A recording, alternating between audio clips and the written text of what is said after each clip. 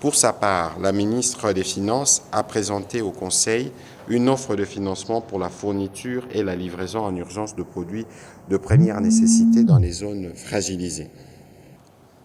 Au sujet de l'examen et de l'adoption des dossiers, le vice-ministre du Budget a présenté les dossiers relatifs à l'implémentation de la feuille de route pour le déploiement du système intégré des gestions de marchés publics en sigle SIGMA pour en assurer une plus grande transparence.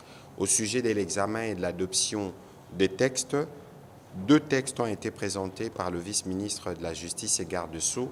Le premier portant projet de loi portant habilitation du gouvernement et le deuxième portait sur le projet de loi autorisant la prorogation de l'état de siège sur une partie du territoire de la République démocratique du Congo. Voilà en résumé les points qui ont fait l'objet de cette réunion restreinte du gouvernement.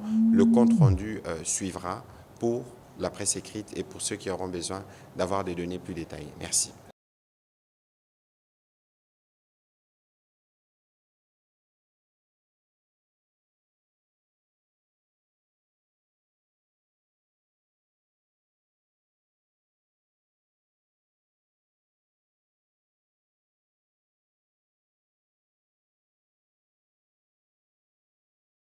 Des dossiers, le vice-ministre du Budget a présenté les dossiers relatifs à l'implémentation de la feuille de route pour le déploiement du système intégré des gestions de marchés publics en sigle SIGMA pour en assurer une plus grande transparence.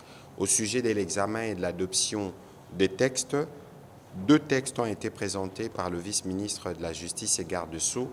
Le premier portant projet de loi portant habilitation du gouvernement et le deuxième portait sur le projet de loi autorisant la prorogation de l'état de siège sur une partie du territoire de la République démocratique du Congo. Voilà en résumé les points qui ont fait l'objet de cette réunion restreinte du gouvernement. Le compte-rendu suivra.